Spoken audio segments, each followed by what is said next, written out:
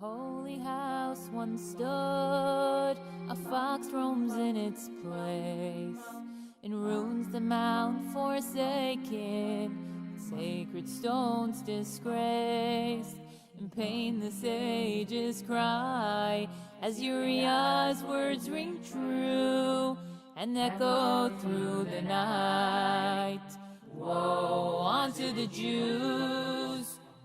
Akiva, don't you see?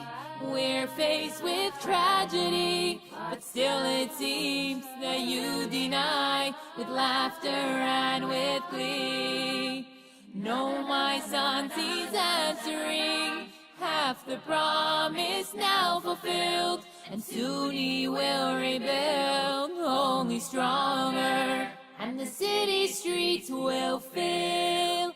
And once more will children play, as prophecies unravel, and tomorrow starts today. So take comfort in these words, let the tears dry from your eyes, for one day we'll see our Mikvah. One day these walls will rise, and the city streets will fill.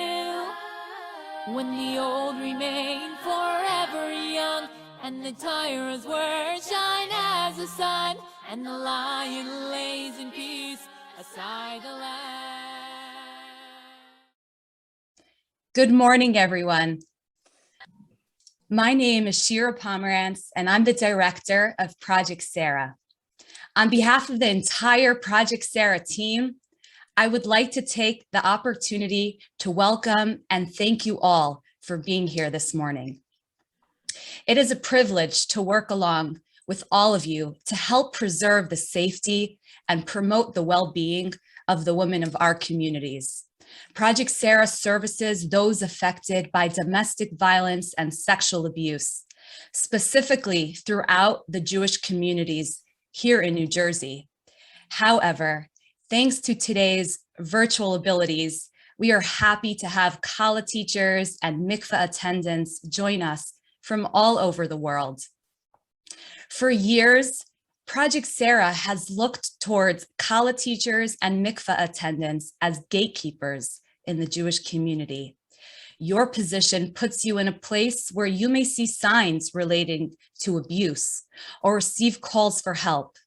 Project S.A.R.A.H. continues to be here to assist those in our communities affected by domestic violence and sexual abuse. The slides that you saw as you came in today are just some of the many services that we offer, all free of charge. Please feel free to be in touch with any further questions regarding our services. We've quite a packed schedule for today's program and ask that you keep yourselves muted and place questions in the chat. We will address as many relevant questions as possible, but you can email us if we do not have time to get to your question today. Thanks to your recommendations, we'll be hearing from our guest speaker, Rachel Goldbaum, an educator, writer, and mentor, and from marriage and family therapist, Eli Chevalis, who will join us for the Q&A portion of our program. We are excited to have both of them with us here today.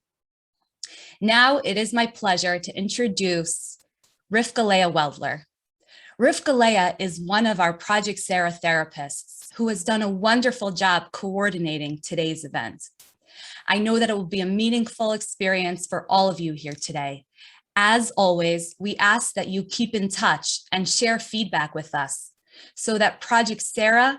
can continue providing these helpful training sessions each year. Rivka Leah, the mic is yours. Thank you, Shira.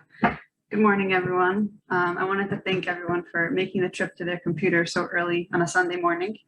As you may have noticed, one of the services that we offer at Project S.A.R.A.H., if you saw the video, is our Healing Circle group. This is a group for survivors of childhood sexual abuse, and I had the privilege of facilitating this group together with Ruthie Bashan, and was constantly blown away by our participants' strength and resiliency. And one theme that came across in our work together in this group is the challenge of attending the mikvah for these women. And I asked one of our members if she'd be willing to share her experiences with you today. The struggles that she's going to be sharing are a reflection of the abuse that she endured as a child and are not a reflection of any mikvah or any mikvah attendant. And the purpose in sharing this is for you to all hear her story in her own voice and get a glimpse of what going to the mikvah may be like for a survivor. So if that's okay, I'm going to take a minute now. We're going to share this with you, and then we'll get started. I thought this would be a great way to set the tone for the event for today.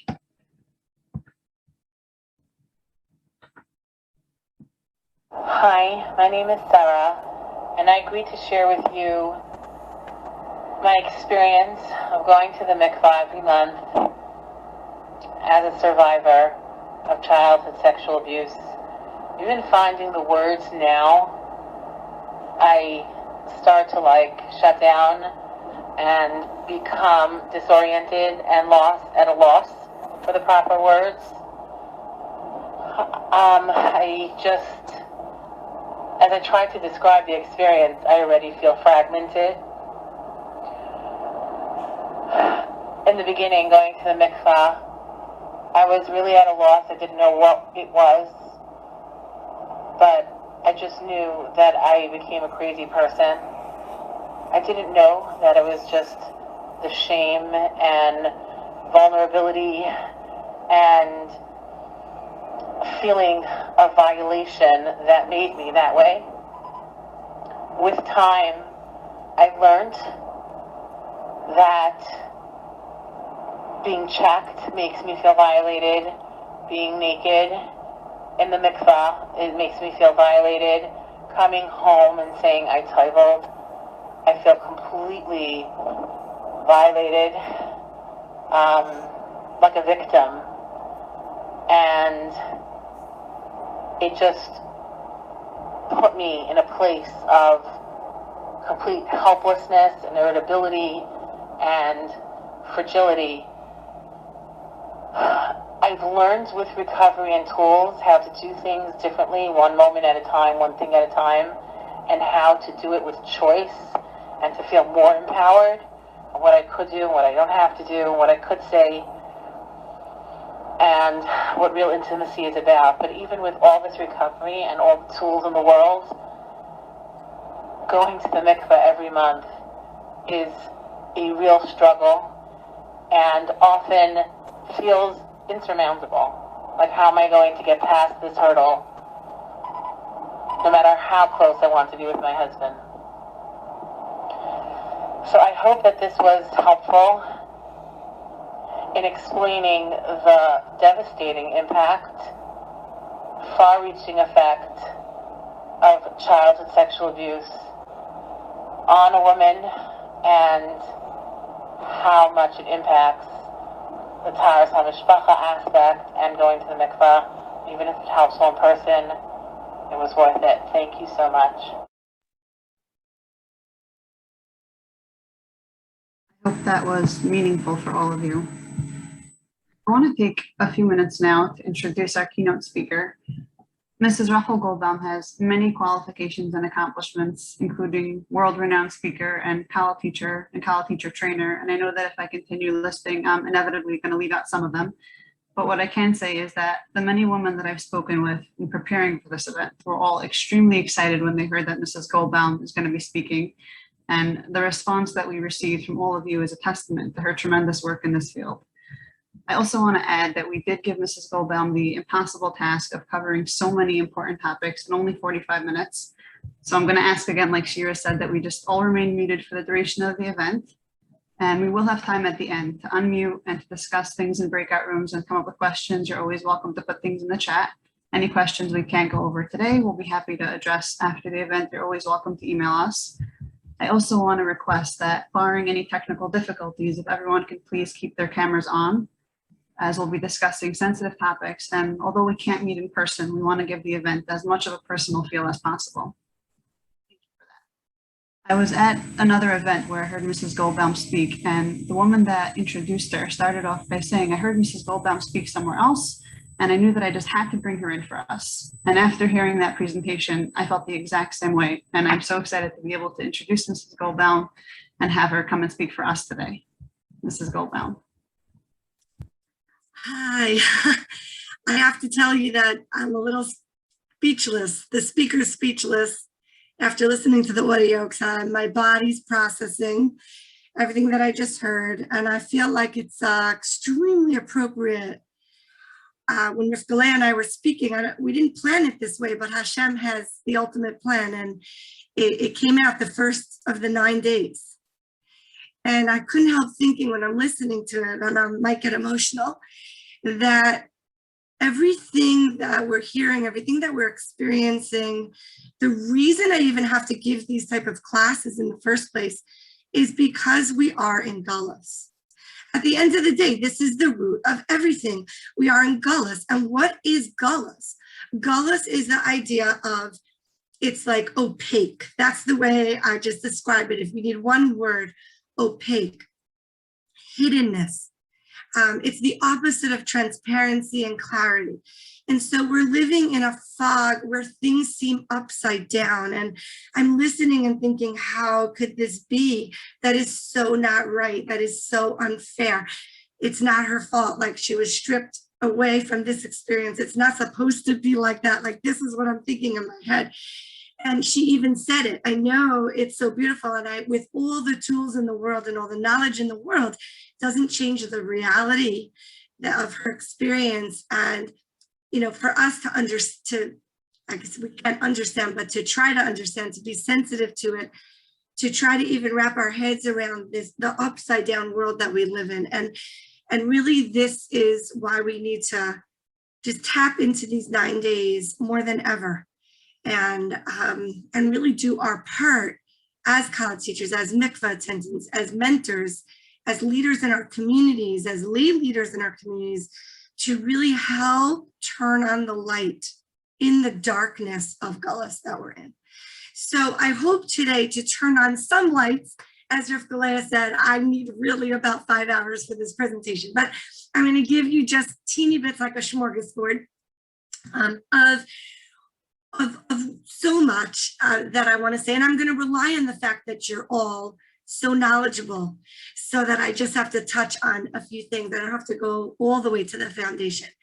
But obviously, I think part of Galus is that we do things where, like, we go through the motions, but not necessarily tapping into the emotions or the whys of what we do. And my recipe for Judaism, whether I speak to frum audiences or not frum audiences, here's the recipe. Motion plus emotion equals devotion.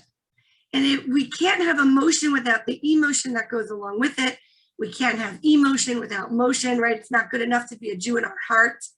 We have to actually do something about it. But if we just do, check the list, we don't understand why we're doing it, what is the point, what is the goal, then you're also left very empty.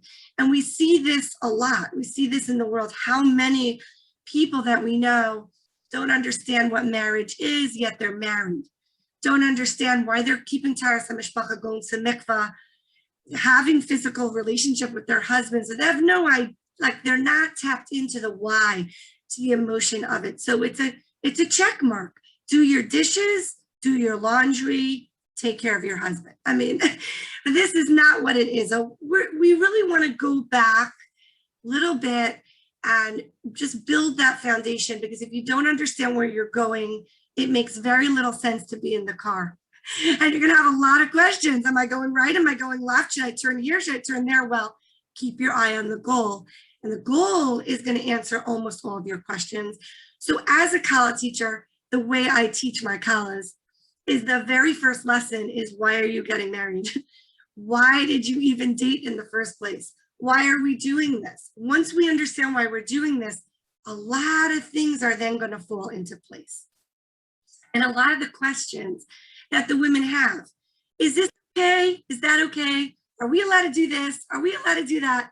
All falls into place when you understand the goal. Is that bringing you towards your goal, or is it bringing you away from your goal?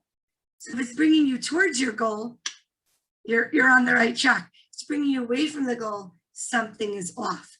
So we want to really teach our girls, our women, to have kind of their own barometer, their own internal barometer, to know I don't need someone else to be asking all these questions to all the time. I sense it, I understand it once I know my goal. So what's the goal of marriage? And I ask the girl of every single lesson. I give about 10 to 12 lessons. What's the goal of marriage? That's how we start.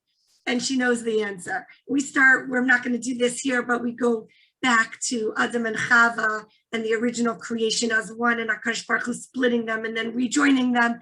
And at the end of the day, the three words, V'hayu lebasar echad, is the goal of marriage. But it's not just the goal of marriage. It's the goal of everything. Okay, the goal of everything is unity, oneness, connection. So every single lesson, the girl walks in, what's the goal of marriage? Unity, oneness, connection. Okay, unity, oneness, connection. Now when she asks me a question, what's the goal? Oneness, connection. Okay, is that connecting you to your spouse? Or is that disconnecting you? Is that connecting you to your best self or disconnecting you? Is that connecting you to HaKadosh Baruch Hu or disconnecting you? Okay, now we have our barometer. It's built in by the time she's finished. Really, this should have started way before she met me. Okay, but just in case, I know what you get, right? We're going to talk about that a little bit. And this is an ongoing conversation, honestly, since a child is 3 years old. Okay, so by the time they get to me, that's already very late. But in my 10 to 12 weeks that I have, hopefully, right, we're going to just kind of rewire the brain to know unity, oneness, connection. Okay, so now, if the goal of marriage is unity, oneness, connection, if the goal of a Jew's life in this world is to unite everything, and think about it, Hashem put us in a world of opposites, night and day, sand and sky and stars, right? Like a world of opposites. And our goal is to unite those, is to bridge that gap. We are the bridge. That is why there's a medrash, a fascinating medrash, that says the entire world was created for Kallah. Now, I know Kallah tastes good, but like, what does that mean? Okay, the entire world was created for Kallah is the idea of chol, of the mundane, the ordinary, and the hay, which is spirituality. And the Kallah being the bridge of the flower and the water, the spiritual and the physical. That's the job of a Jew. And everything that we do, we look around and we bridge it. We take the food and we make it for Shabbos, right? So every single thing that we're doing, and you think about all of the women's mitzvos, they're connecting, they're bridges. And so we are kind of the connector of the connectors, that we're the ultimate in connection. Women are wired for connection. It causes us a lot of problems. Maybe we'll have time to talk about that, but it's also a fascinating, amazing, beautiful koach that we have. And that explains, if you're familiar with the Gemara, where the Tana says to the woman, go back to your weaving loom. Okay, when she asks a question about why the men were differentiating the punishments of the Chet HaEgel, and he says, go back to the weaving loom. It's not it was not being demeaning in any way to the woman. It was saying your koach is in the bechina of chibur, in the bechina of connection. So go back and do your weaving because it's so important in this world. Whereas the male koach is compartmentalization and differentiation. The woman is the one that kind of says, wait, what do I have in common with you? What do I have? And that's why we can sit in a circle and schmooze away, and we'll find connections with everybody around us. Okay, keep all these things in mind. We're going to weave them together at the end. All right, now, so let's talk about the mitzvah of ona. Ayin vav nun hey, which is the word I use for sexual relations, because this is so much bigger than the word sex. This is ona. Mitzvah's ona encompasses so many things. And if you think about it, the entire goal of marriage is crystallized in that moment, where it's the unity, the literal unity, physically, intellectually, emotionally, spiritually. It is the unity of husband and wife. It is the unity of masculinity and femininity. It is the entire goal of marriage in that moment.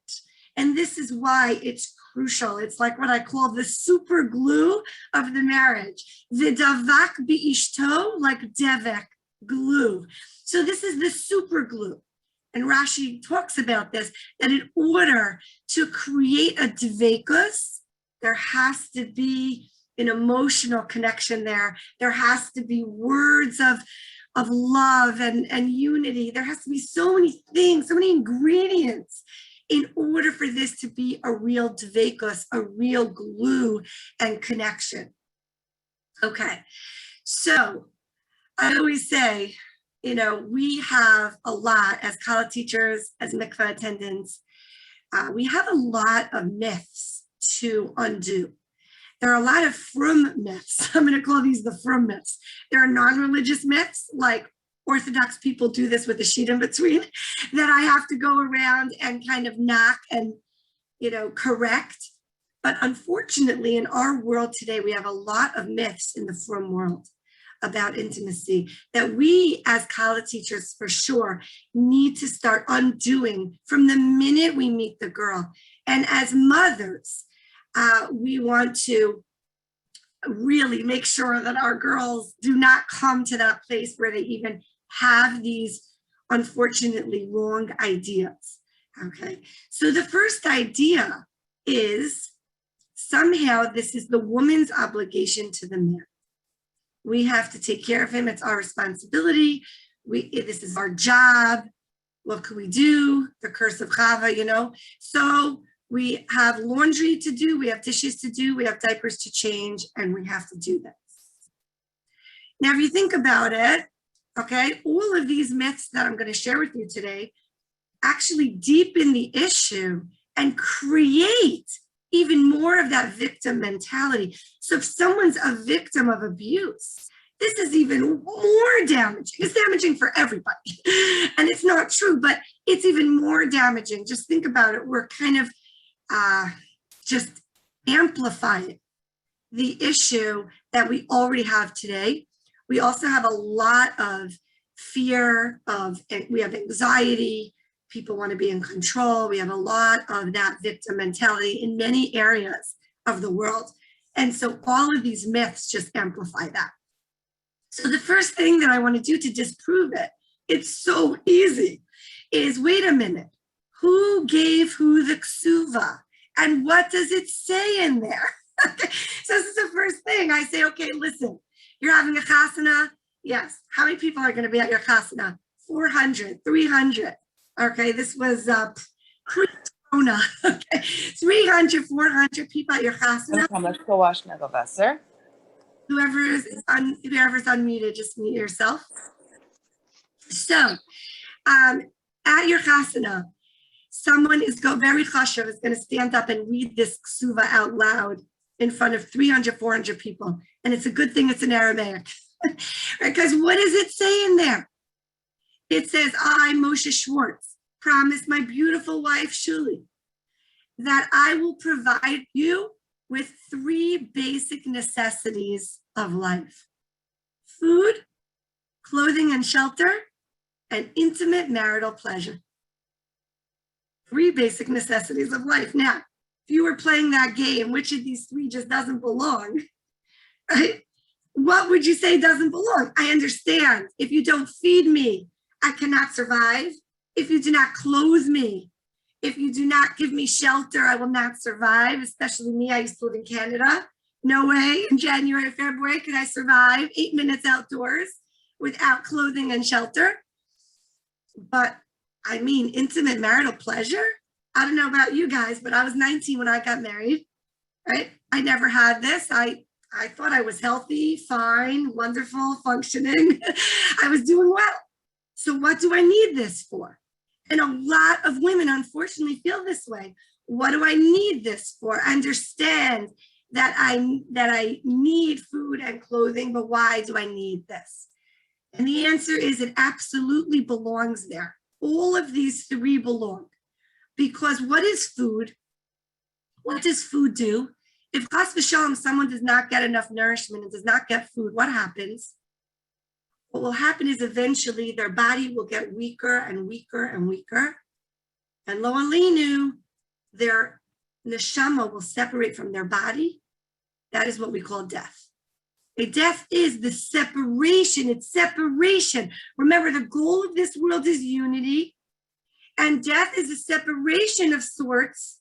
And that's why we have this idea of tuma with a death, because death is separation. Tuma is spiritual separation. Tahara is spiritual connection. Let's think deeper, bigger, okay? So now we have the soul and the body separating. There's that aspect of separation that was brought to the world. If chas v'shalom, somebody was left out in the elements, unclothed, unsheltered, their soul will leave their body, and that is separation.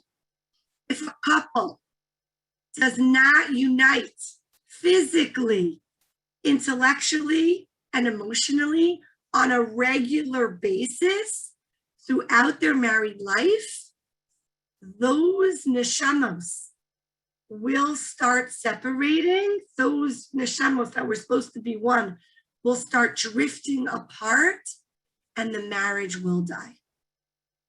It will die a slow, painful death. Okay, and so we absolutely need that connection in order. It's like food and clothing. It keeps us intact. It keeps us intact spiritually, emotionally, and physically. We need this, just like we need the food, just like we need the clothing. And it's very important that us as Kallah teachers, that we understand and we make it very clear that this, we have to rewire people's brains, even though you didn't think it was a priority until now, because you didn't need it, you didn't have it in your life. It is a priority, and it is pleasurable. How do we know it's pleasurable? Well, it's a gift. Food is pleasurable. Clothing is pleasurable. This is pleasurable. Do the math. Okay, so we say by the fact that we read it in the ksuva, that it's in the ksuva, that a husband gifts this to his wife, we learn two P's. That this mitzvah is a priority and it should be pleasurable, right? So these are the two things, PP, it's priority and it's pleasurable. Now we also understand that the entire goal of marriage is crystallized in this moment. So obviously it's a priority and obviously it's going to be pleasurable, because if we're wired for connection, and this is the ultimate connection that we could create in this world, then it's extremely pleasurable, both on a physical level, but again, the physical is just to bring us to something deeper. It's to segue into a deeper connection, a deeper pleasure, which is emotional and then spiritual. Oh, right, we're one. Look how well we fit together physically. Oh, right, we also fit together emotionally. We complement each other with an E, hopefully with an I also. We supplement each other. And that brings us to the ultimate oneness mindset. Oh, right, we're one neshama, we're one soul. Notice the Torah says, S.A.R.A.H. Why doesn't it tell us become one soul? Because we already are one soul. There's nothing to do about that except connect to that idea. And we're human beings. So on a physical and emotional level, that's our job in this world. Our job is to meld together emotionally and physically, and then we'll tap into the spiritual oneness idea.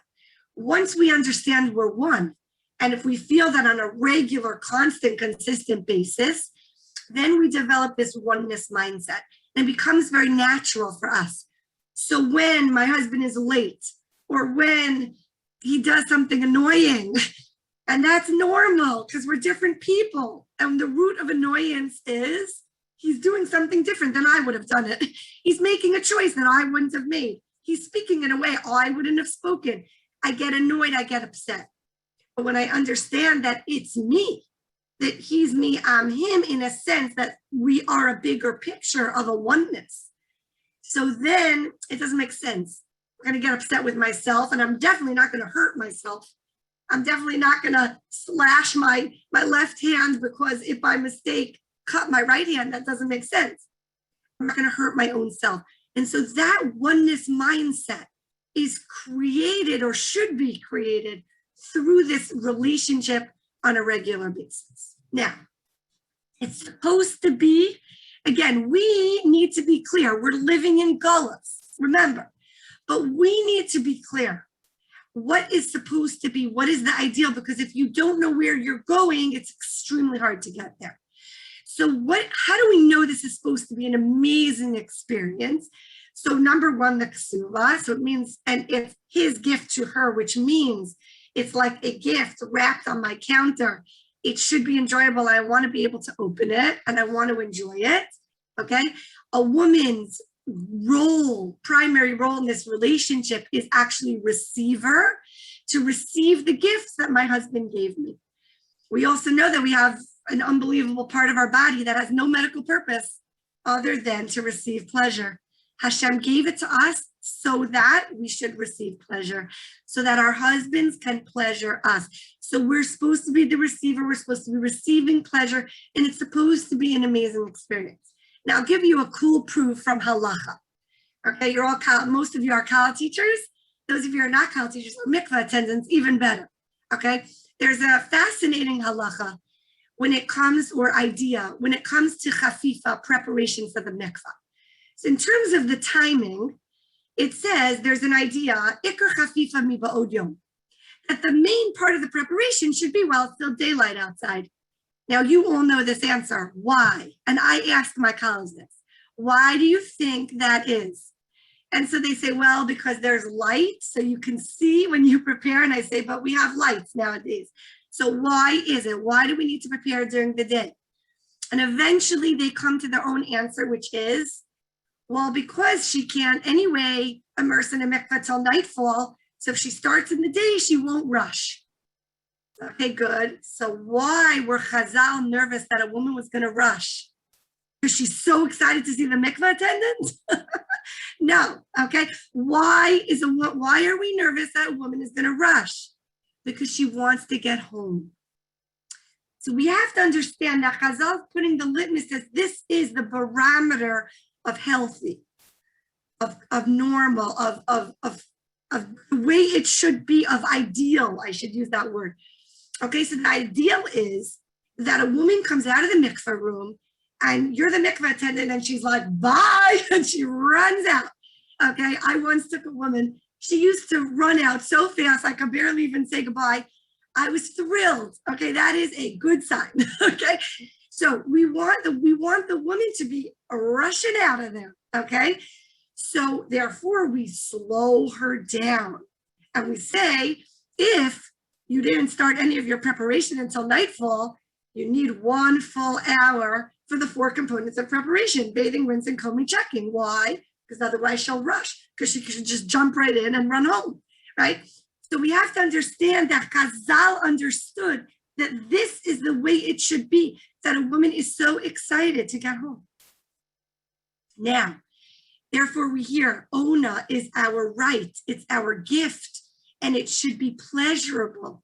And it's good for us physically, emotionally, spiritually. It's good for us on every level. I have another class that I go through, I don't have time here, go through all the physical, medical benefits of coming to that height of pleasure for a woman. It's amazing. We wouldn't need any Tylenol, trust me. Okay? We wouldn't need anything if we really tapped into our bodies and understood what Hashem prepared for us. Another proof.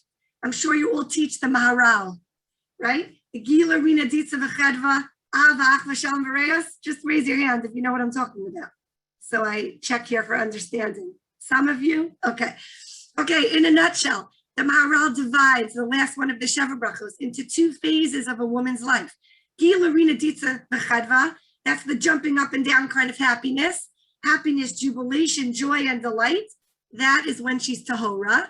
And Ahava Achva Shalom V'Reos, the deep kind of calm, cool, and collected emotion, love, togetherness, unity, and friendship, that's Bimei Nidasa. So explain to the guru right there, this way you understand it's sprinkled throughout every single lesson. That right there you see, you're supposed to be jumping up and down happy when you're enjoying the physical relationship. So again, this is our litmus test. If a girl loves being a nida, she's like so excited she got her period. Okay, we know already something is amiss. Okay. She's not excited to go to the mikvah, something is amiss. So we have to understand what is the healthy temperatures, so we know what's high and what's low. These are the healthy temperatures that Chazal are setting for us. And again, throughout the Kallah classes, there isn't an intimacy class. Of course there is. I spend about probably 6 hours doing, intimacy type talk. But again, it is not just one lesson. It starts at the very first lesson when I talk about the goal of marriage.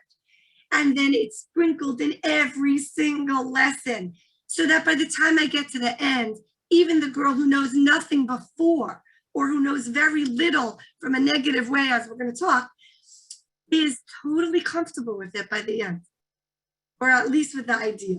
Okay. So this is something very, very important. Drop hints, expressions of this being something special, beautiful, pleasurable, enjoyable, exciting. Your smile when you talk about it should just be contagious. Okay, this is setting the tone for normal. Okay, very, very important. Are we giving this over? Okay, what are we up against in this society? Let's understand, where are the girls coming from?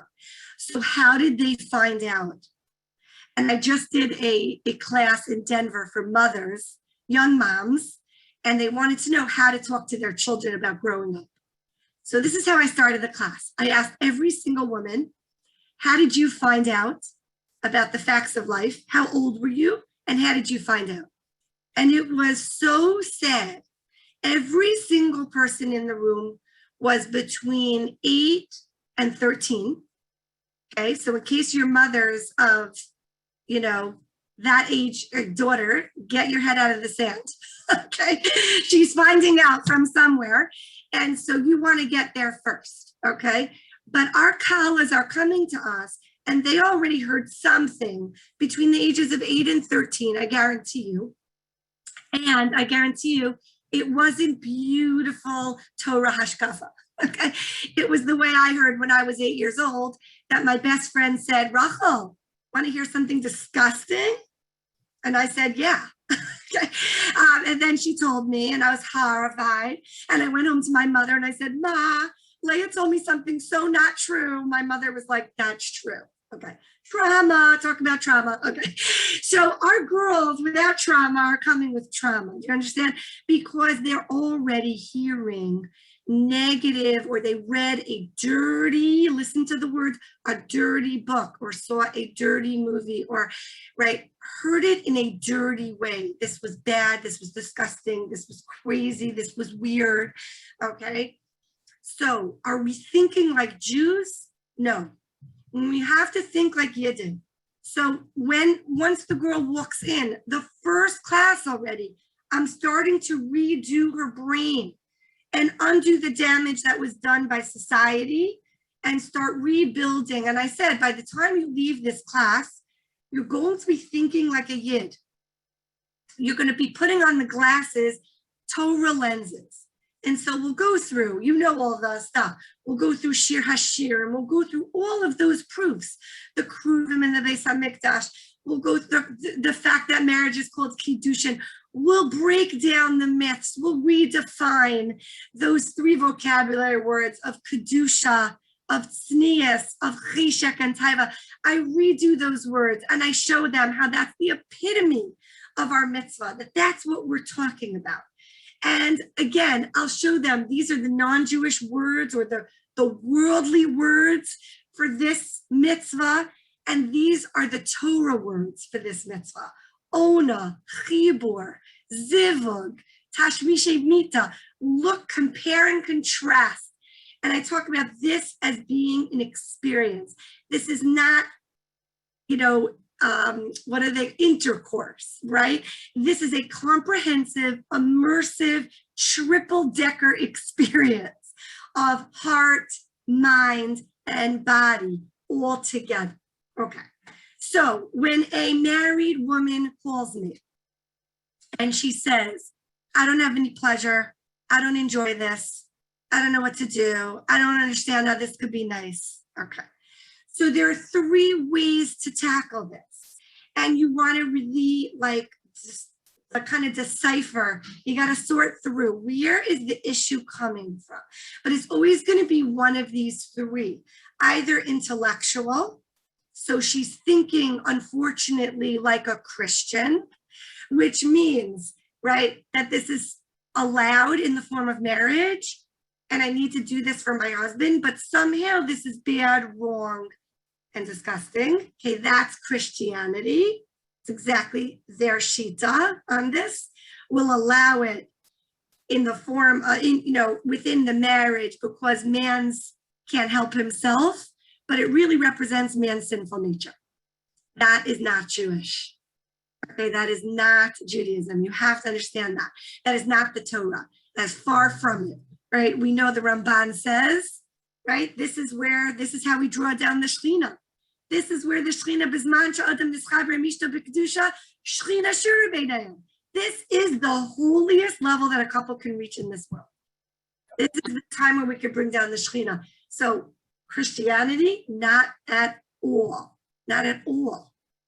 Okay, and we all know, right? There's like a few things that we always knew as a kid that now just like open up their eyes as an adult, right? We know that, remember Sarah's tent? Sarah's ohel had three beautiful things. The challah stayed fresh and the candle stayed lit, and there was a cloud over her tent. Ladies, what's the cloud? Right? New. These are the three mitzvahs. These are the three women's mitzvahs. That was the Shekhinah. The Shekhinah that came down. All of a sudden, Yitzchak got married and all those things returned, right? Because of Rivka. What does that mean? Yitzchak and Rivka were together and they drew down the Shekhinah. The cloud came back, okay? So when your little 3-year-old comes home with the project with the cloud, now you understand what that cloud is, okay? Now you understand the Yehiratzon that a woman says before Mikvah, right?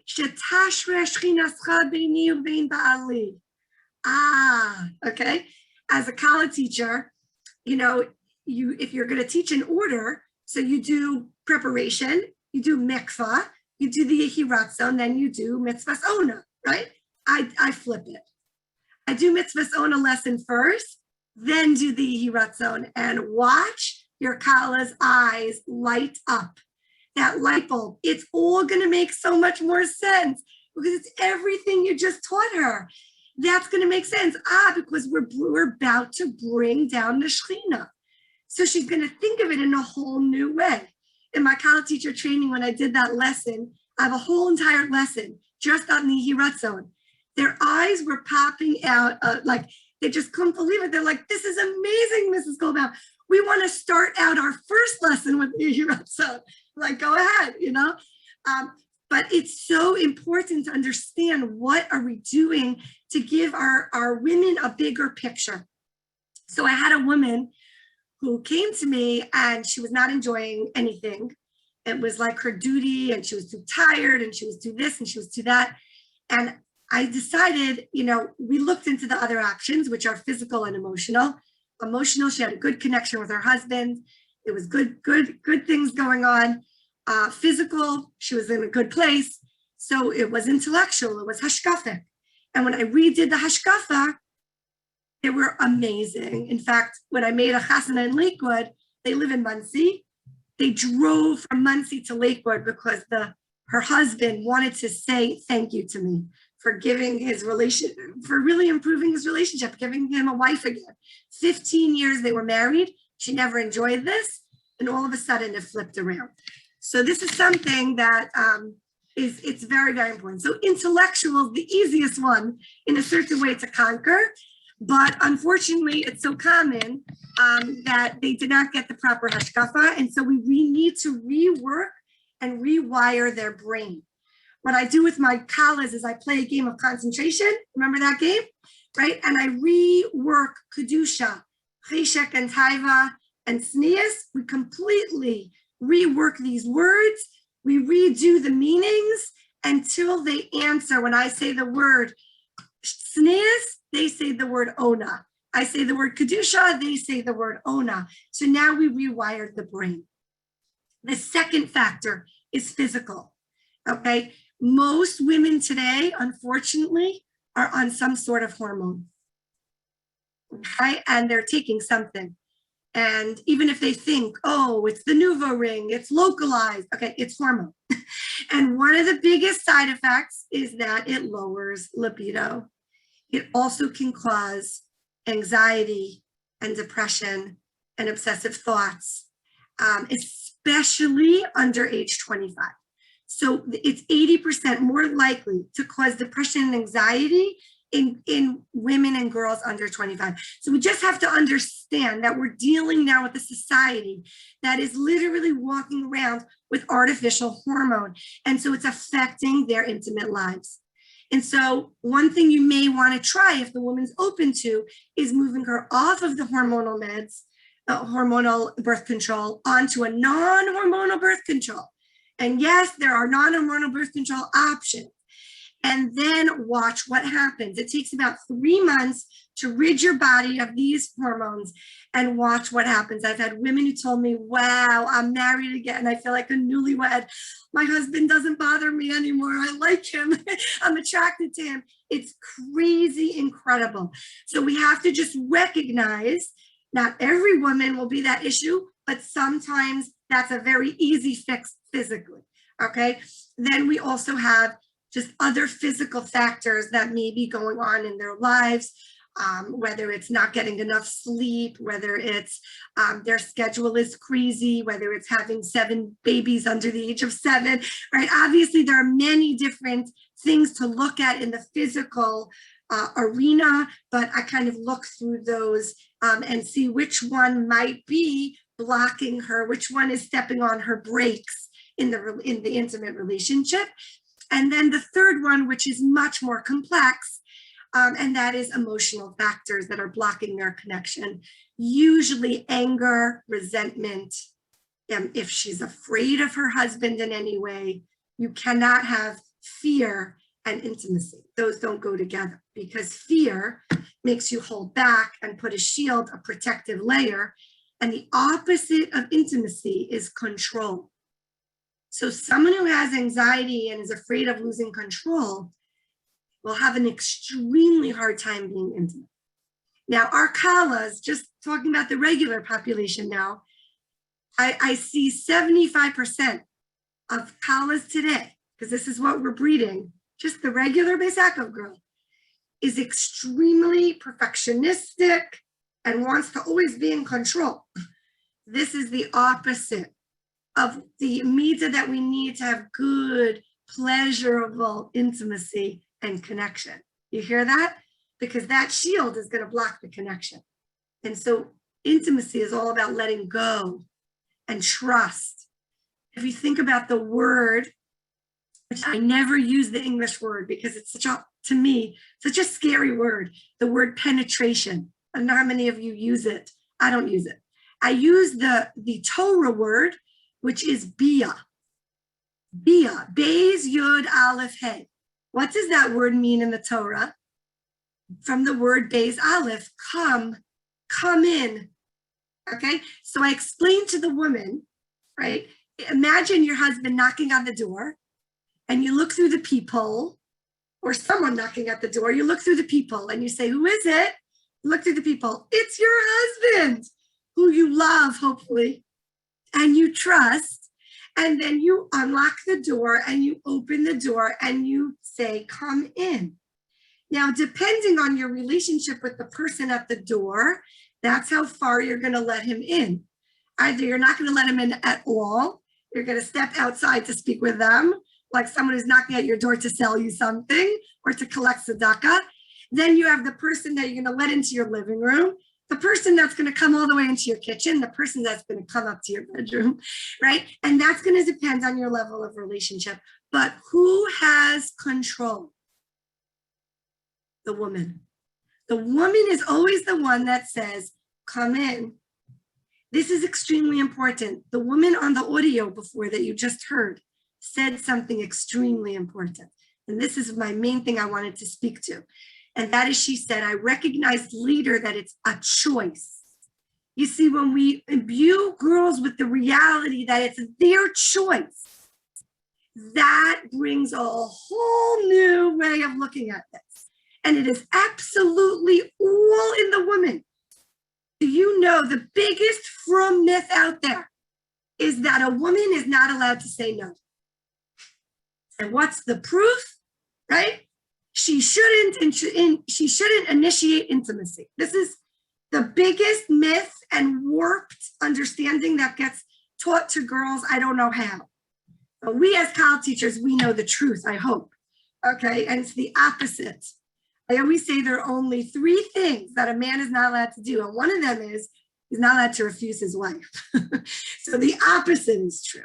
Okay, she's allowed to say no. The question is, how do you want to say no? Okay, a woman is not obligated in ona. That's the man's obligation. That's why he can't say no. What's the woman's role? What's her mitzvah here? Her mitzvah is v'ahavta l'reacha kamocha, quoting Rav Yitzchak Berkowitz in Eretz Yisrael. Her role is v'ahavta l'reacha kamocha. Therefore, how you're going to say no, right? When you're going to say no, in what tone, that's up to the woman who's sensitive, who's other focused. How, flip it around. I always tell her, use the flip tool. How would you like to be refused? In what language? So maybe you're going to say, oh, that sounds so good. And I want to be really in the mood for it and energized. Can I have a rain check? Okay. That's the way you refuse. But are you allowed to? Of course you are. Absolutely. It's the other way around. A man is not allowed to. And therefore, this is the whole reason it says, Ish tavas bapeh, isha tavas balev. A man should ask for this relationship straight out. Honey, do you want to be together tonight? Can I come inside? Whereas a woman should ask for this relationship with her heart. Meaning she shouldn't ask straight out. She should hint to it. Now, why? Okay. Why don't we invite people to a bris straight out? Who knows? Right? Because how could you refuse an encounter with Eliyahu HaNavi? Do you understand what that would be like? What a chutzpah, right? So therefore, right, and it's his obligation to her. So if I ask my husband straight out and my husband says, sorry, honey, I have a headache, he's in big trouble. Therefore, we don't want to put a stumbling block in front of him. So we do it in a hinting way. Of course, she should initiate, but she does it in a roundabout way. So just in case he's not in the mood, right, he doesn't get in trouble. So do you hear how important this is to teach our women?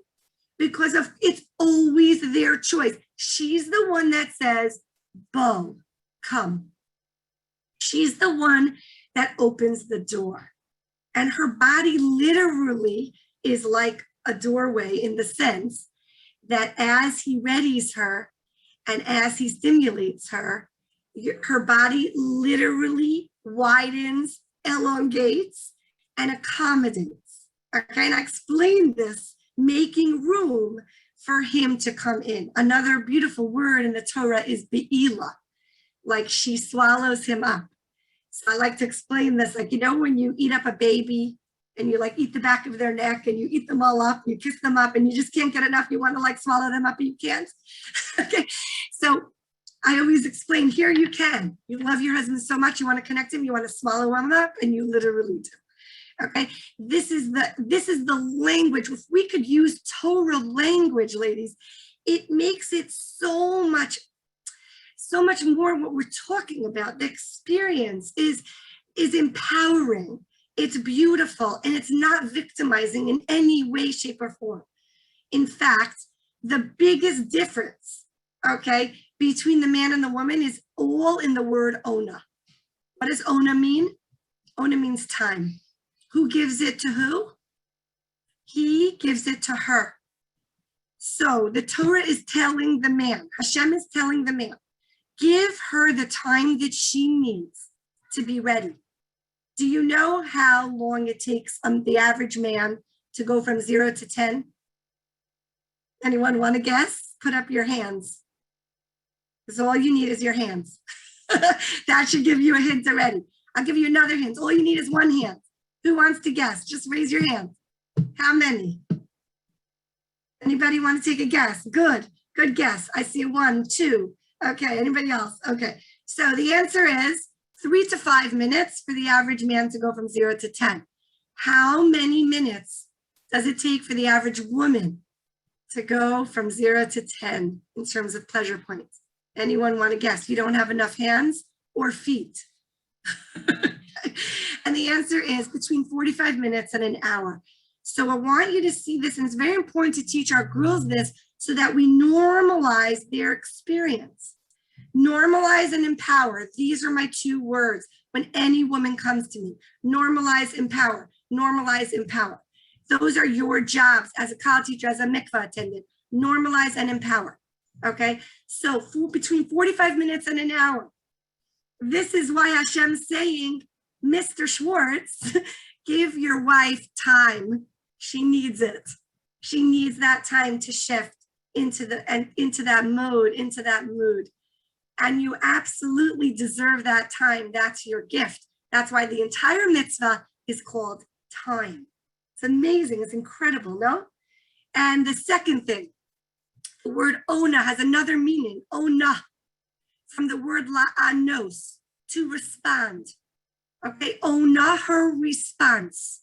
Her response to their neshamos drifting apart, her response to the idea that they need to reconnect.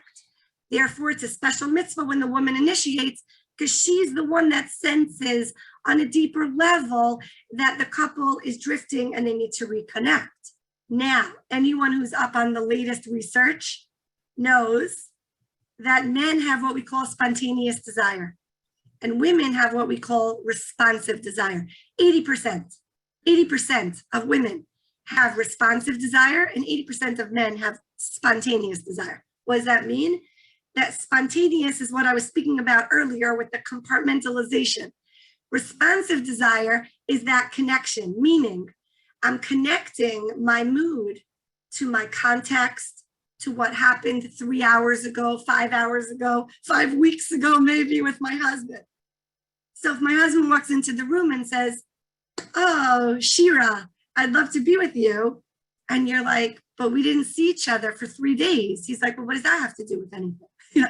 And she's like, everything, it has to do with everything, right? Because for her, everything's connected. She's also extremely responsive to her context. So if she's in a quiet, focused context, relaxed place, then she's in a good place in that mode. No children are crying, everybody's sleeping, there's a lock on the door, right? Her husband was attentive to her that day, you know, whatever it is. So she's responding to the context around her. This is extremely important also to normalize for the women.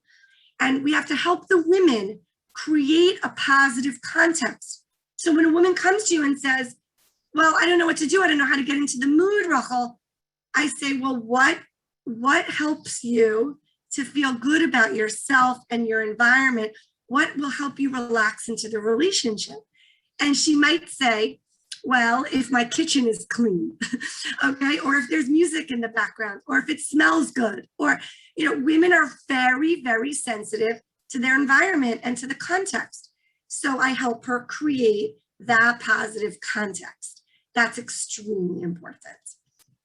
Okay, so again, we'll just go over. So for myths, her job to satisfy him, absolutely the opposite. It's the man's job to satisfy her, her role to receive that, to open the door. Okay, she absolutely can refuse, and that needs trust. And then we have, again, the giver-receiver concept. Man is the main giver. That might answer some of the questions that you have when we get there. The opposite of control is intimacy. So we do have to kind of tone that down. Okay, we don't have time to get to a lot of the things, but just to know that, again, to revamp the definition of tznius, that really tznius is about private power. So one thing I beg you is when you're talking about nightwear, please do not use the word tznius in that sentence. Do not say, so you have your not tznius nightwear and your tznius nightwear. Do not use that word. Tznius is not an adjective. It is a verb. Hatznea leches im Hashem Elokecha. It is the idea of keeping private things private and public things public. Okay, and the more powerful it is, the more private it becomes. And so that revealing nightwear is just, it's not, if anything, it's more tsanua, okay? That is the epitome of tznius, okay? That is revealing nightwear and covered up nightwear or needs a nightwear. Those are the expressions that you could please use and take away that word tznius from that sentence so they don't get confused. And again, a lot of women just want to know, am I normal? Am I normal? Yes, you are normal. Anytime they're asking you that, it's usually because they're different than their husbands and they're not understanding the differences between men and women. Spontaneous desire, responsive desire, time, quick movement, giver, receiver, even the parts, the body parts that women find very desirable are very different than the body parts that a man finds desirable. So very often the women don't think they're normal. They are normal. So that's something very, very important as well. And again, I'll just go over 6 points to refer out. These are what I call orange flags, that if you see any of these things in your women, right away you know there's something tzarich iyon, okay, and possibly refer them out. The first thing that I want you to know when I work with a woman with intimacy coaching is her safety. Okay, her safety is my number one priority. If a woman does not feel safe, then I am not going to promote intimacy in the marriage and help her improve her physical life. It's not possible. Intimacy needs trust. So the first thing is to keep her safe and to make sure that it's mutual. Okay, again, everything comes back to the goal. Does this connect the two of you? Is it mutual? It must be mutual. The Torah talks about this. Otherwise, it's considered despicable. It needs to be mutual. You need to both be on board. Number 2, if you're teaching a Kallah or a woman and she's averse to touch, there's 2 things that we trigger in the brain when a body is touched. In a healthy person, we trigger dopamine and oxytocin, those 2 hormones. Those are called the cuddle hormones. And when there has been negative touch in the person's life, it will produce adrenaline and cortisol.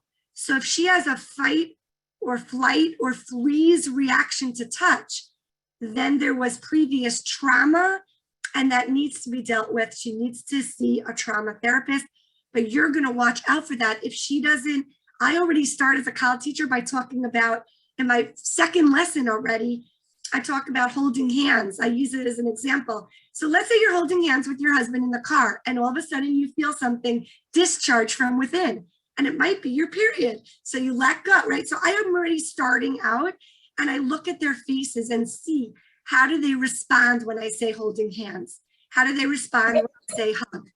Okay. Number 3, if they cannot or will not perform a badika. Okay, ew, that's disgusting, no way. Okay, if they use the word cringe, I'm cringing when he tells me that he's so excited to be married to me. Okay, these are all like kind of your yellow or orange flags.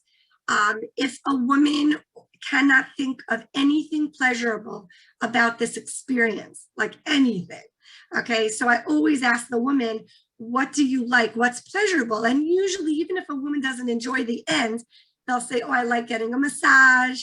I like when he plays with my hair.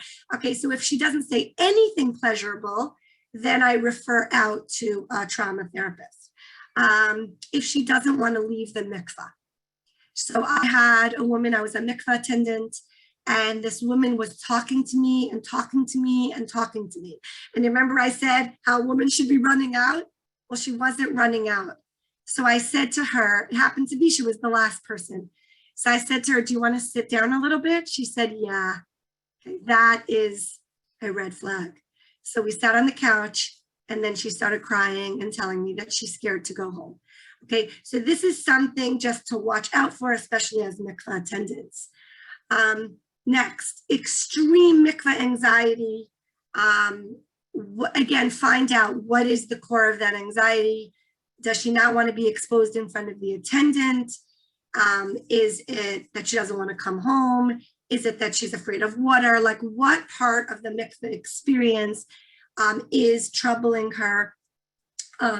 Again, I help them with I call it my mikvah mantra, my mental mikvah mantra, that depending on what it is. But if it's just, she's like kind of very self-conscious in front of the mikvah attendants, but everything's okay with her husband. So I make this experience about her. I'm here, even if it is about her husband, I'm here for me. This is my immersion. This is my time. This is my special quality time with the Rabboni Shel Olam. It's mine. And I literally block the woman out with this mikvah mental mantra. This is my special place. This is my encounter with HaKadosh Baruch Hu. I'm alone. And you visualize her like a lifeguard. And I'm swimming in the pool by myself and I'm enjoying the water. And there's a lifeguard, but I tune out the lifeguard and I'm totally tuned into my experience. So that's just like one small tool. Again, you have to understand where it's coming from, but that's one of the tools that I use.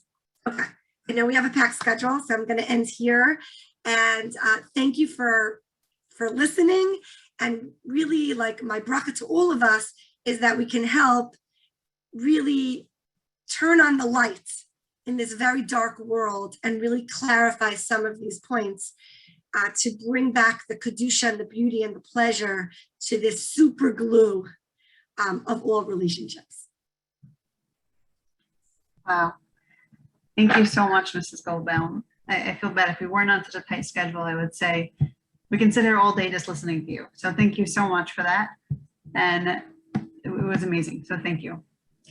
We're going to take a couple of minutes now. You know, some of the feedback that we got after last year's event was that as much as it was so nice not having to find parking, that a lot of the women missed just that communication, getting to turn to the person next to them, schmoozing, hear where they came from, where they're working, any questions they may have, and to bounce ideas off each other.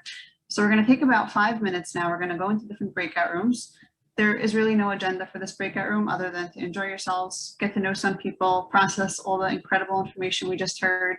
And if there's any questions that you may have, to discuss them now.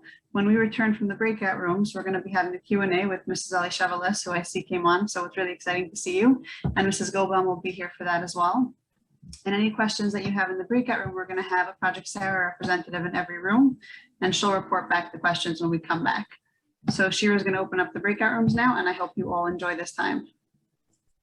I hope you all enjoyed that time. I know our group did, even though it was cut a little bit short, but we're glad to see you all back here. I want to take a very quick second to introduce Mrs. Elisha, who is a marriage and family therapist and has put a tremendous amount of really valuable material out there in her writings and in her videos.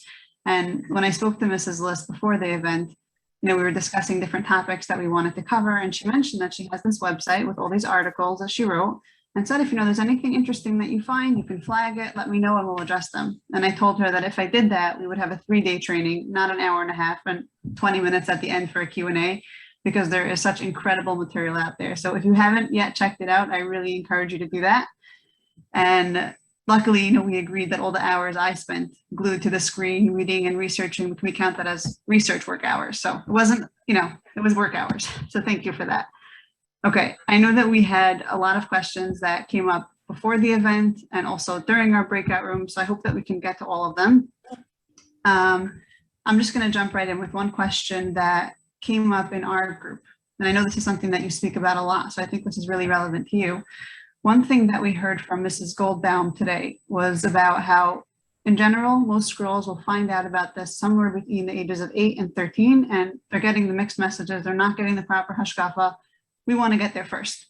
We want to speak to our kids. We want to give them the proper education. So a question that came up in my group is, where do we even start with that? When's that moment? How do we talk to our kids? When and where? And I'm just going to leave that up to you, Mrs. List, to just jump in and take over. Hi, thanks for having me. So nice to see you. So nice to meet everyone.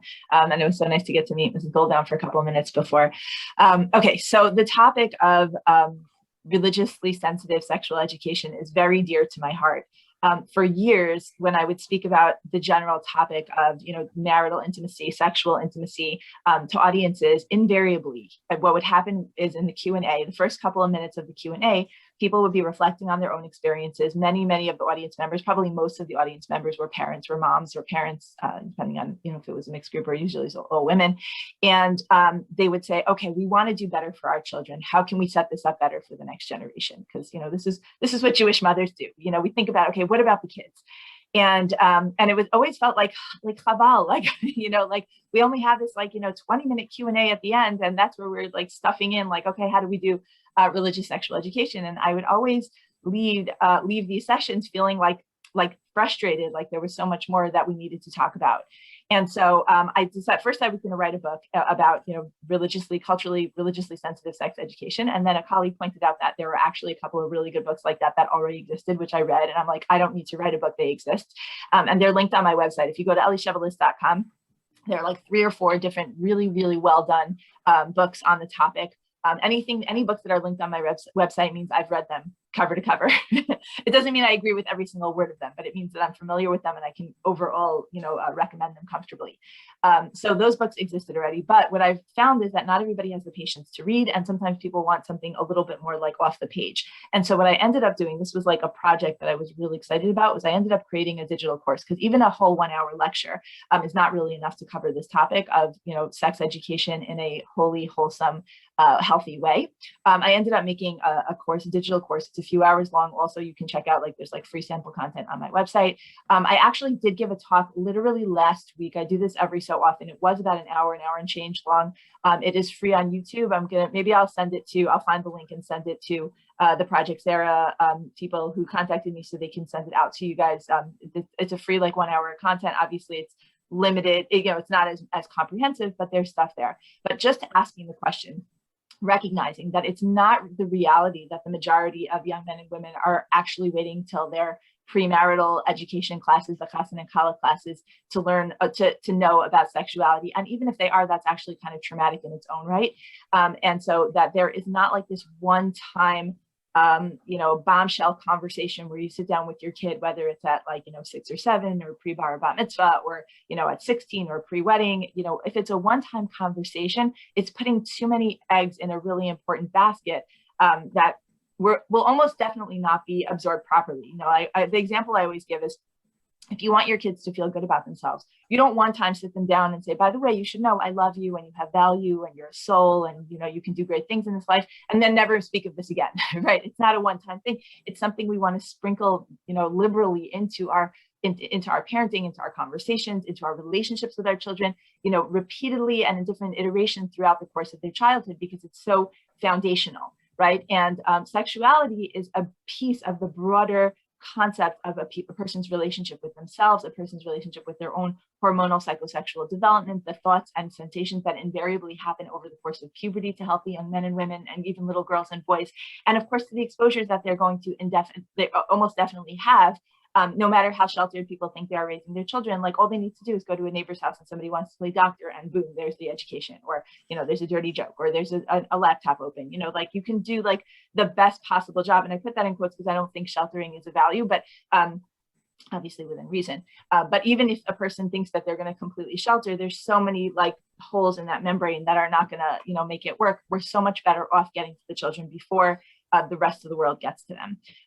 So that's sort of you set me up for this. I could talk for 5 hours on this topic or more. I think the course is more, but anyway, but bottom line is that I think the most important message that I have, as a starting point for the concept of religious sexual education is that it should not be a one-time thing. It's important enough that it requires some research and some thought and some effort put into it.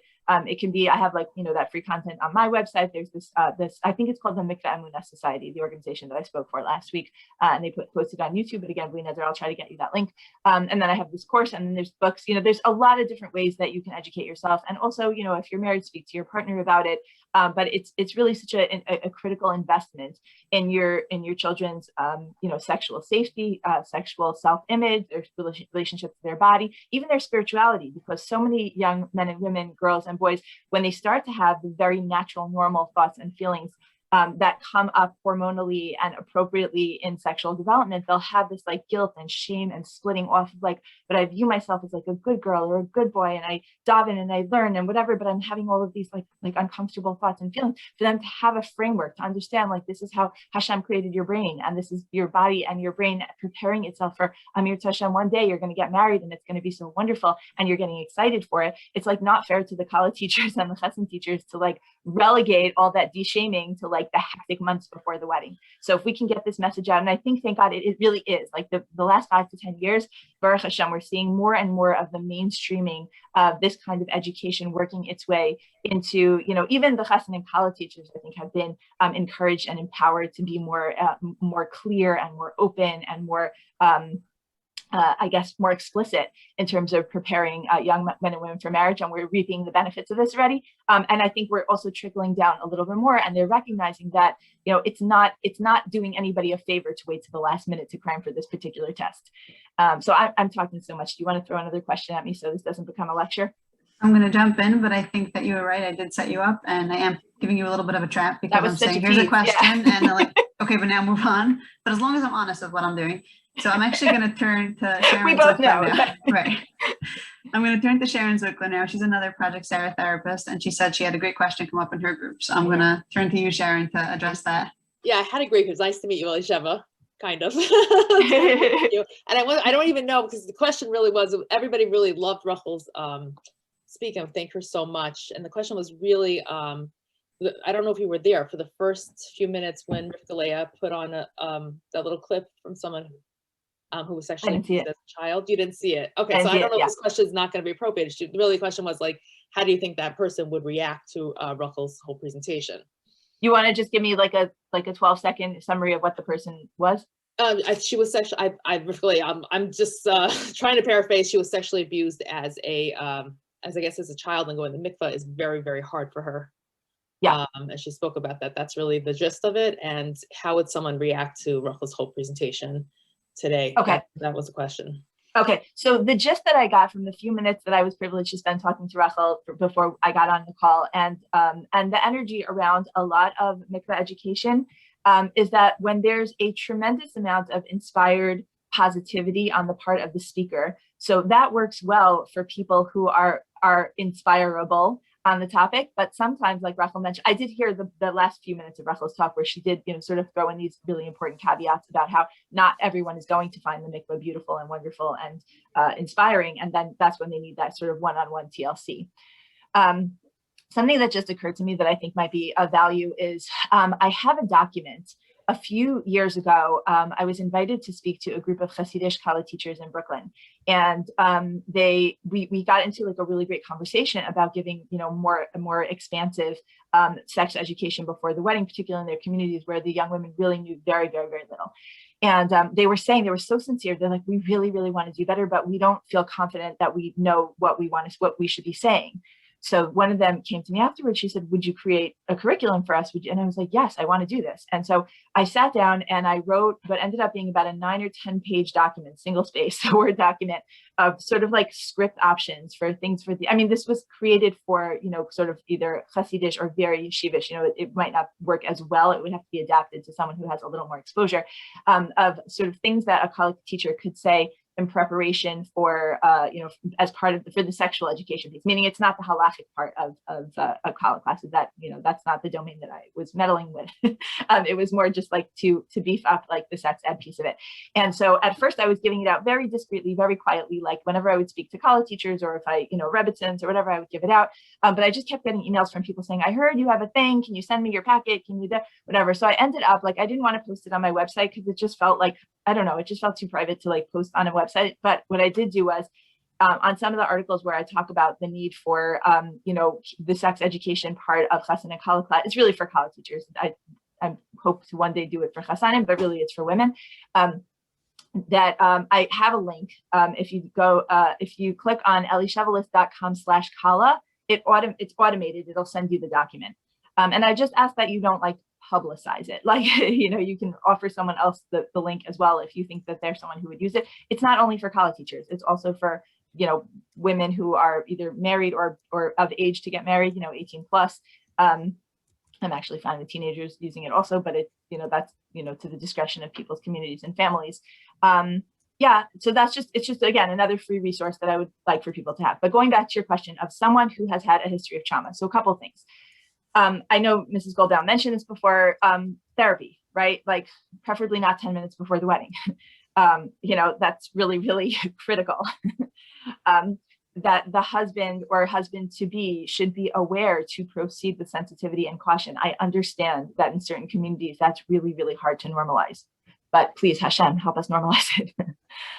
Because it's not doing anybody a favor when, neither the chassan or the Kallah is prepared for trauma, showing up in the bedroom without, a certain amount of preparation for it. And then another thing that I think is really important for people to know is the mikvah does not need to be mind-blowingly inspiring for everyone. I remember when I first got married and it was very on vogue. It's probably still very in vogue. Everybody was talking about how uplifted they felt by baking challah. And I was just I don't know, my fingers are sticky. I'm just not enjoying this mitzvah. So I did it because I needed to I didn't want to lose out on my Eishes Chayil license, but after a certain number of years, I'm just there are other mitzvos that I do. It's not an avera to not make the challah. and so sometimes I'll make it because I want that, cerebral experience, even if I don't connect to the spiritual experience of it. And I think that's okay. I think there's a spectrum of, personality and emotional experience for people. If someone's experiencing the mikvah as triggering trauma, then we totally want to deal with that. And we don't want to just let them suffer. But if a person is saying I go to the mikvah the way I take a shower or the way I kind of just get other things done in my life, I'm not feeling super spiritualized. I read all the books with flowers on the covers. I went to all the lectures of all the women with their beautiful smiley faces, and it just doesn't do it for me. And I feel maybe there's just something wrong with me. Then I think it's totally okay. And they're saying I don't mind going. It's just something that I just do as part of my routine. I think it's okay to normalize that also. And to sort of say, listen, in a way, I'm not a rabbi, I'm not a Navi, whatever, but in a way, maybe there's even a higher level of merit to doing a mitzvah that's not super inspiring for you. And if we're being honest, is could be tricky and inconvenient if it's not something that you're, looking forward to. And so I think, on the one hand, normalizing that it doesn't have to be always uplifting for everyone all the time. But also recognizing that if it's causing distress, then we don't want to just let someone suffer. I think that's a really important piece. And there are a lot of people who I think they either because of their trauma or just because of their own experience with mikvah, with sexuality, with whatever, that might not necessarily be in the category clinically of trauma, just their personalities or their personal life experiences.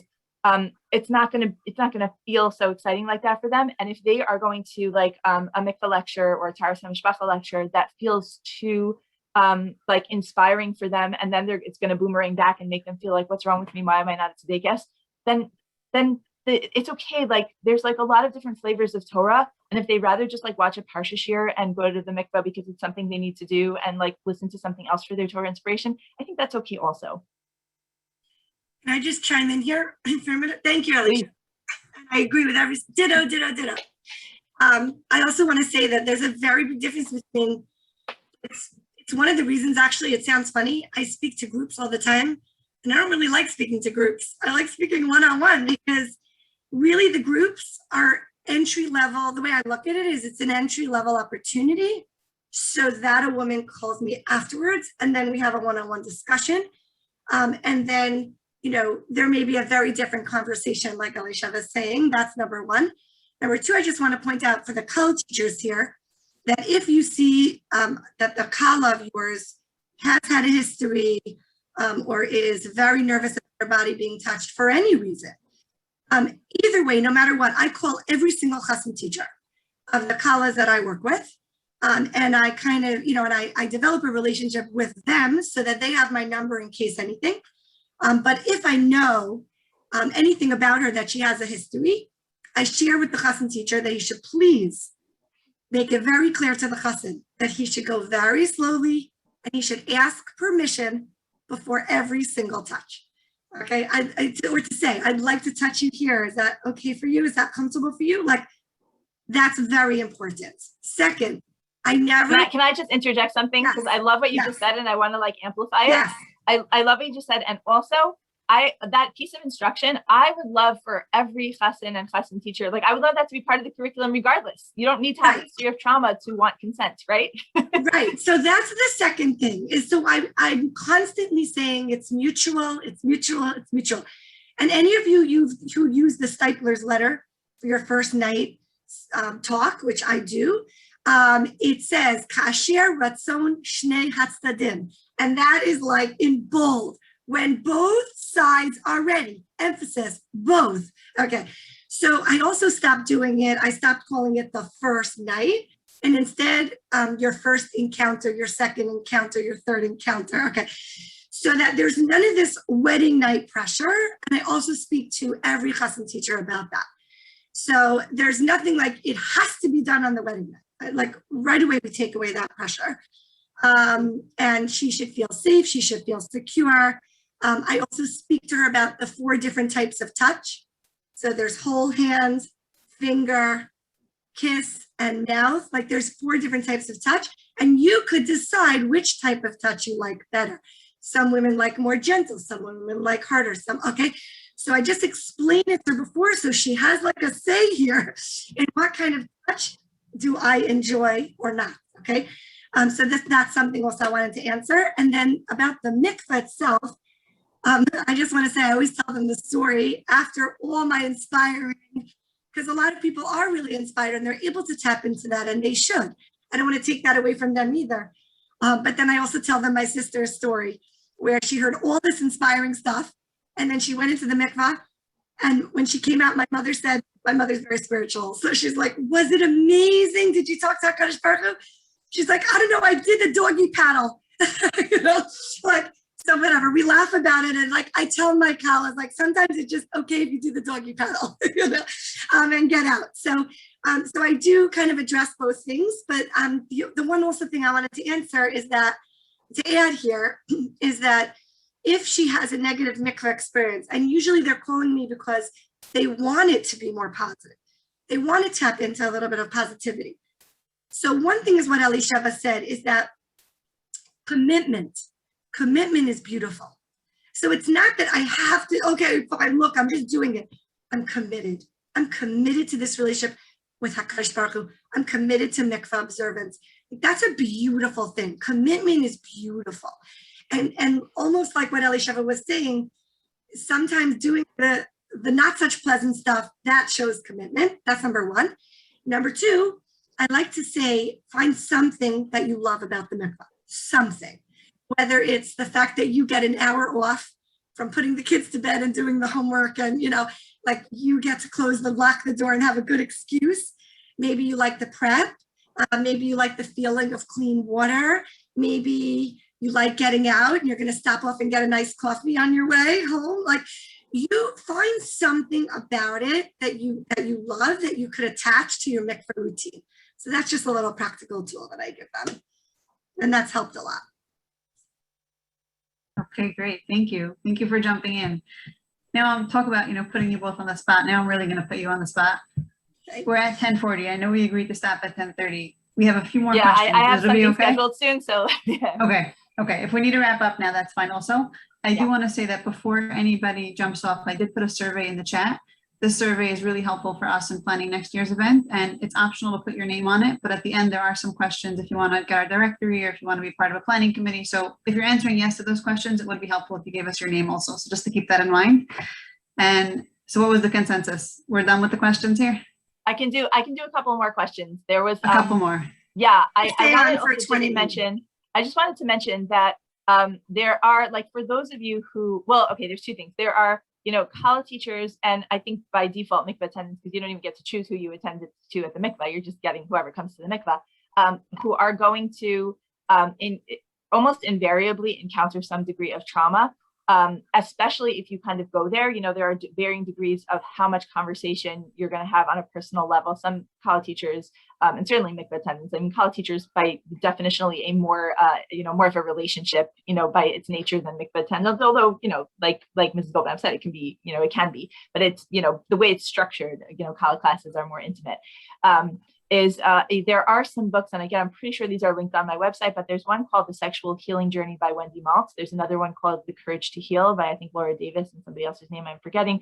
There are like a bunch of really, really good books on trauma that are very useful to just self-educate, to be like kind of a trauma-informed Kallah teacher. You know, sometimes people say like, I am a Kallah teacher who I know a lot about trauma. I've experienced stuff either personally or professionally, you know, dealing with trauma. And so I specifically like to work with people who have that background, because I feel like I have the tools and the sensitivity to give over this material in that way.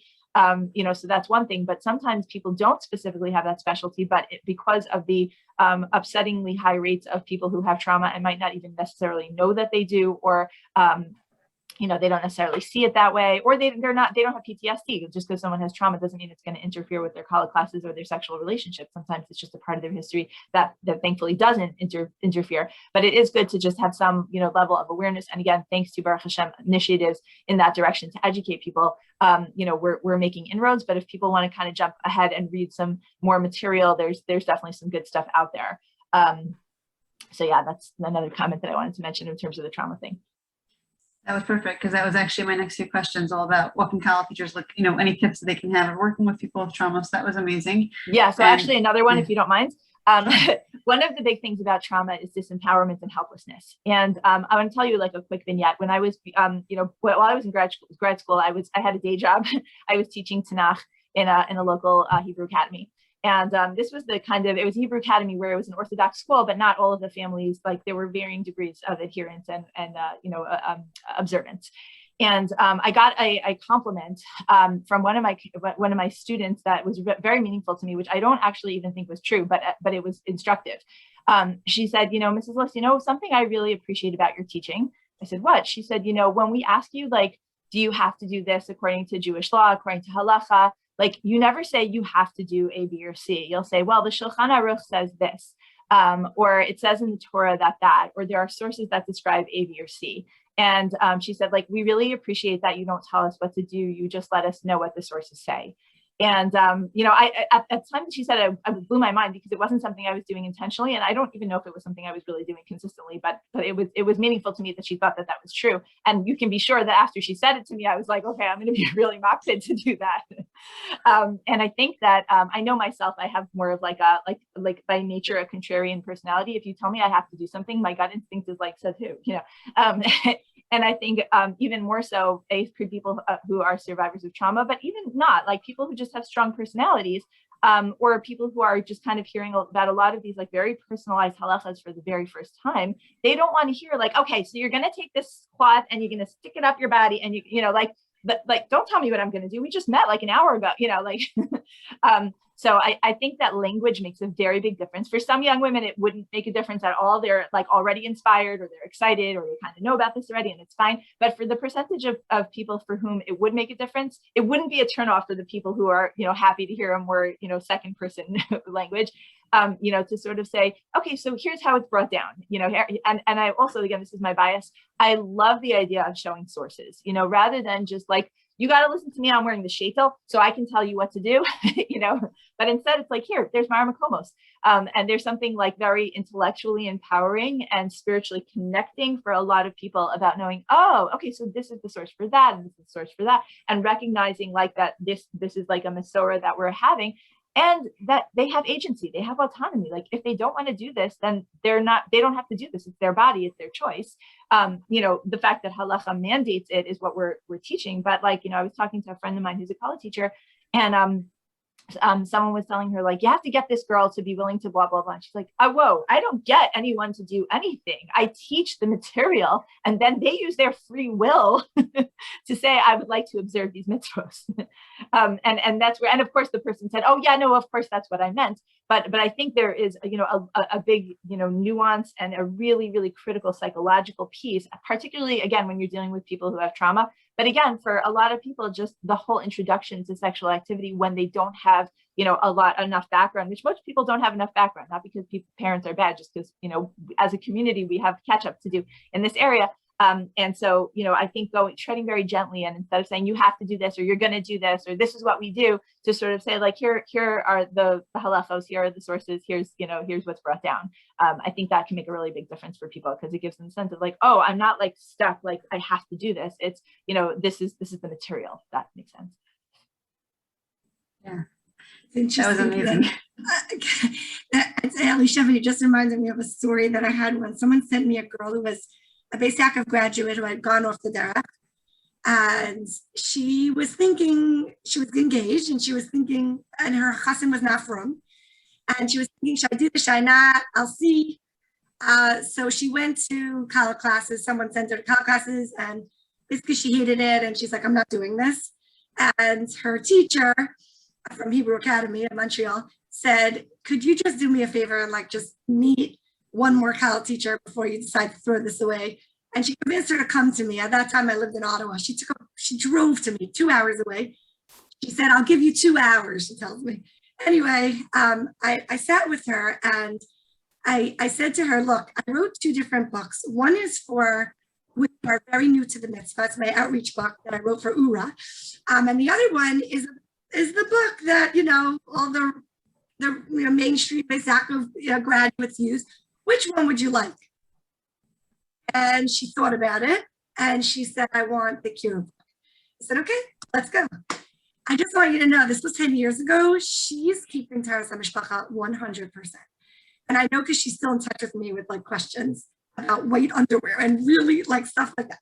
So I think it's such an interesting thing that you're saying, because I didn't even realize it until you said this now. That's what you did. Choice. You gave her choice. You gave her choice. Yeah. It's so fascinating. Yeah. Wow. Thank you so much for sharing that, both of you. And Mrs. List, I feel bad. I know you had to go, so I just wanted to say. I have a few minutes. I can go till like 2 minutes to 11. Yeah. Oh, wait, 2 minutes to 11. I'm going to keep going then. Okay.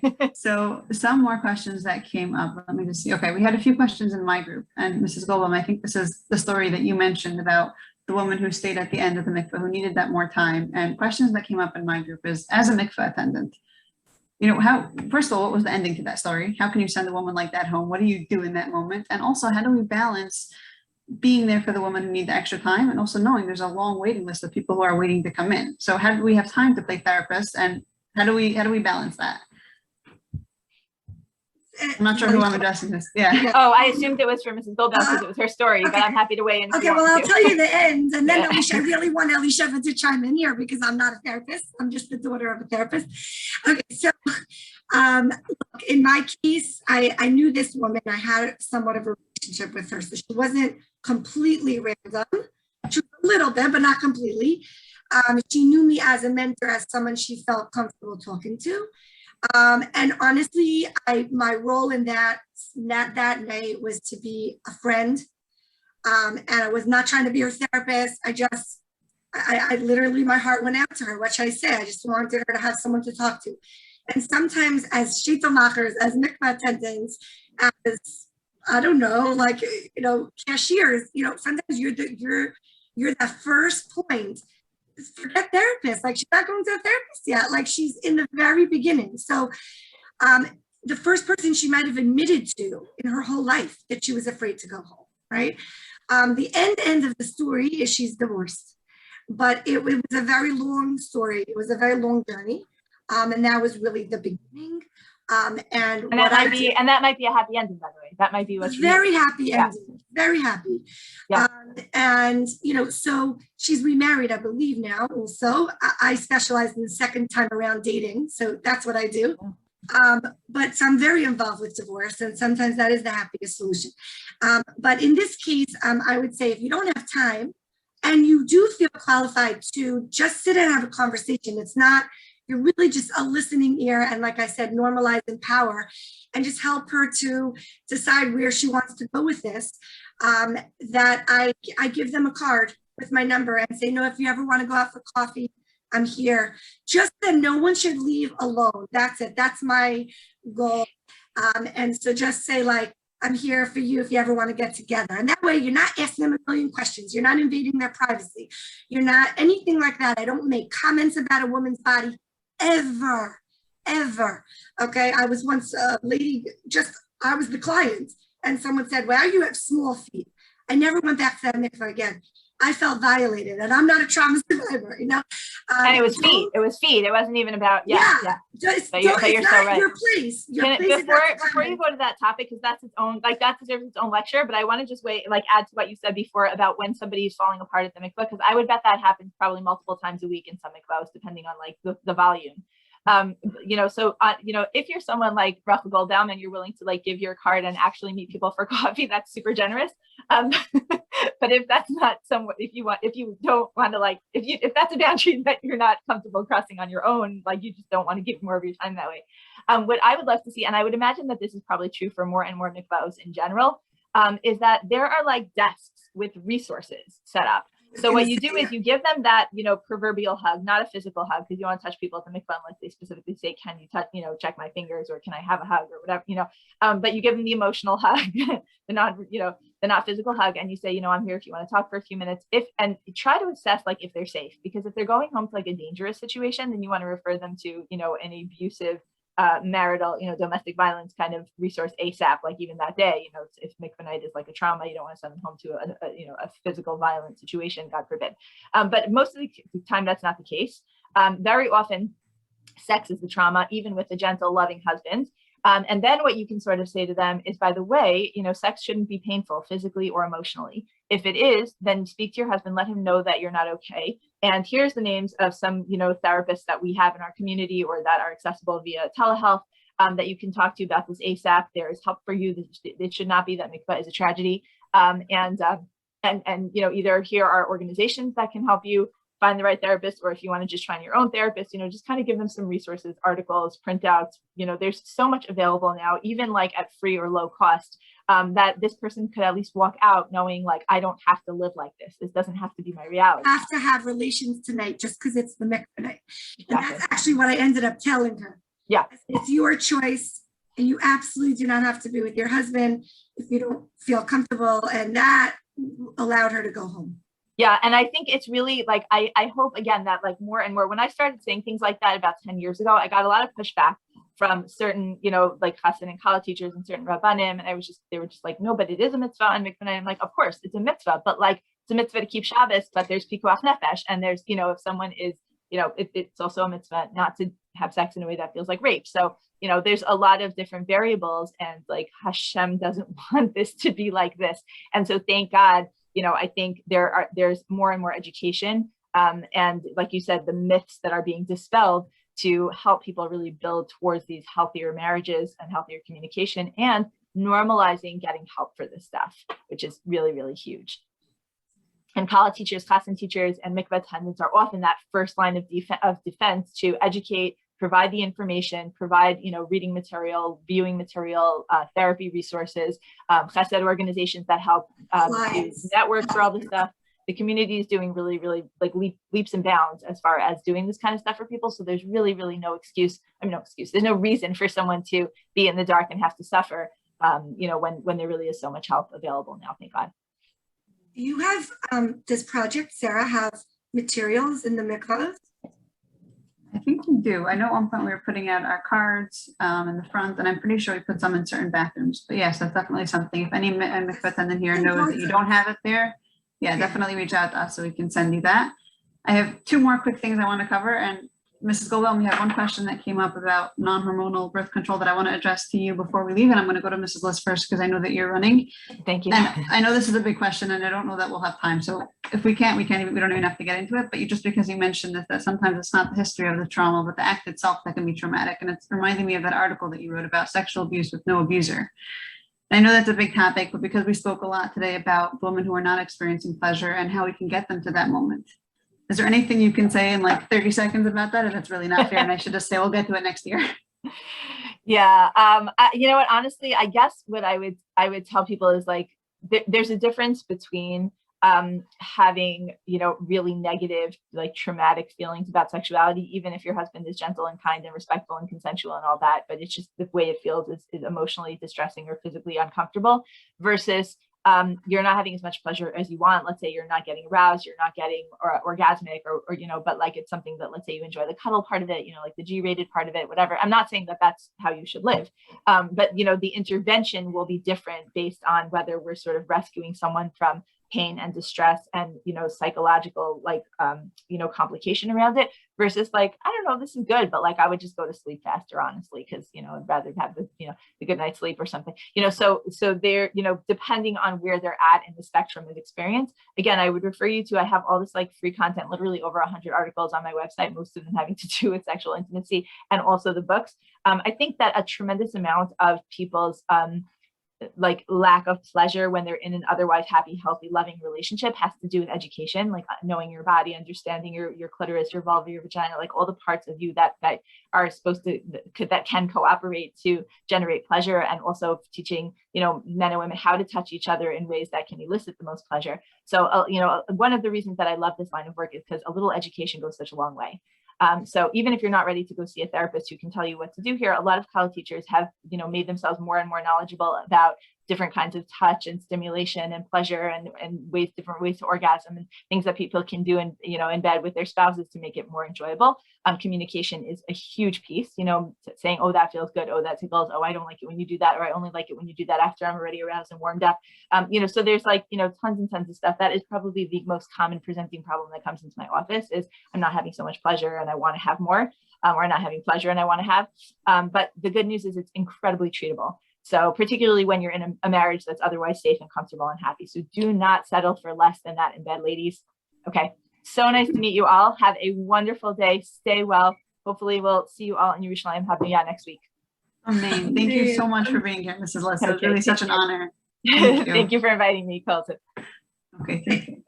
I just want to add to that, that, you know, I often tell the girls, the women who call me with that, the most powerful sexual organ that you have is your brain.